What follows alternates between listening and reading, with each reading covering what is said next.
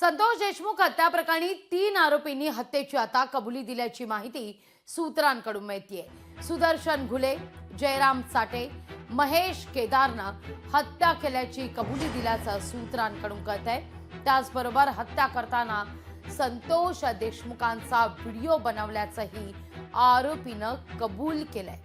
अपहरण करून हत्या केल्याचं घुले म्हणतोय। अवादा कंपनीच्या खंडणी प्रकरणातूनच ही हत्या झाल्याचंही घुलेनं कबूल केलंय। खंडणी प्रकरणात देशमुख आणि ग्रामस्थांनी मारहाण केली। विशेष म्हणजे वाढदिवसाच्या दिवशीच मारहाण करत व्हिडिओ केला आणि तो व्हायरल केल्याच्या रागातून हत्या केल्याचं घुलेनं म्हटलेलं आहे। सरपंच देशमुख खंडणीत अडसर ठरत असल्याचंही आरोपींनी सांगितलं।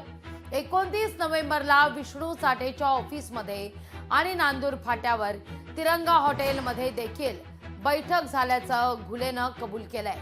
आरोपींच्या कबुलीमुळे आता वाल्मिक कराडच्या अडचणीत वाढ होण्याची दाट शक्यता आहे।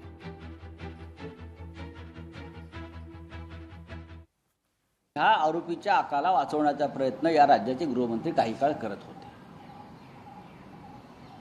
जसं आज ते सातारच्या एका आकाला वाचवतायत किंवा अन्य काही लोकांना वाचवतायत। कुणाल कामराच्या स्टुडिओवर हॅबिटेटवर ज्यांनी हल्ला केला आणि जे कुणाल कामराला ठार मारण्याच्या धमक्या देत आहेत त्यांनाही वाचवलं जात आहे।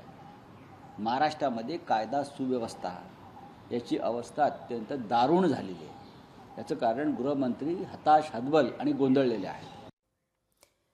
सरपंच संतोष देशमुख हत्या प्रकरणाला 107 दिवस पूर्ण झालेला सापडत नाहीये।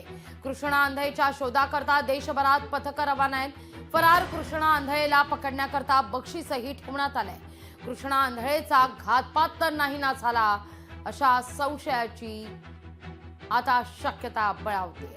असा संशय देखील बळावताना पाहायला मिळतोय।